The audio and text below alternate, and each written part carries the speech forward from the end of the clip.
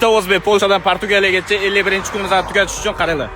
Atrofga qaranglar, bu yoq o'rmon, bu yoq tarafimiz ham o'rmon. Agar yo'ldan ketadigan bo'lsak, menimcha o'rmonni tugashiga ulgurmaymiz. O'shaning uchun biz mana shu o'rmonning ichiga sekin kirib, o'sha yerdan joy qidirmoqchimiz. Lekin bu yoqda har xil hayvonlar bor ekan, aniq ma'lumot emas. Biz ham mana shu yerda aholisidan so'rab ko'rdik, bu yoqda hayvonlar bor dedi. O'rmonni qaranglar. Yo'lincha ozgina kiraylikchi.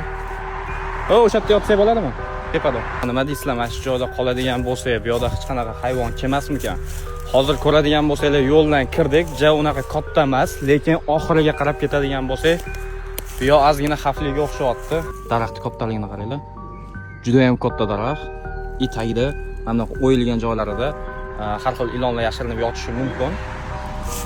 Buni tagida bularning tagida chaqadigan chayon, mana shunga o'xshash narsalar ham bo'lishi mumkin. Lekin bu yoqda qo'ziqorinlarni ko'ryapsizlar. Qo'ziqorinlar.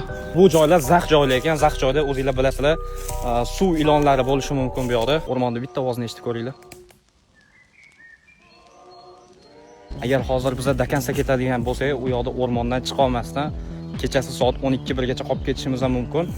Yoki-da mana shu joyga chodirimizni amallab to'shiydigan bo'lsak, hayvonlar kelishi mumkin, lekin hayvonlar chodir to'shalgan joyga unaqa sizlarga tiyib hujum qilib tashamaydi. Lekin baribir o'zini xavfini ko'rsatadi hayvonlar.